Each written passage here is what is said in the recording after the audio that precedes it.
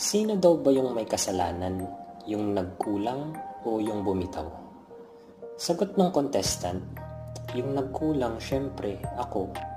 Wala siyang explanation pero ramdam ko yung sagot niya Kasi minsan dahil mahal natin, kahit masakit, aakuin mo yung sitwasyon. Pero sumagot si Chang Ami, sabi niya, hindi kasi pag nagkulang ka, pwede mo namang punuan pa.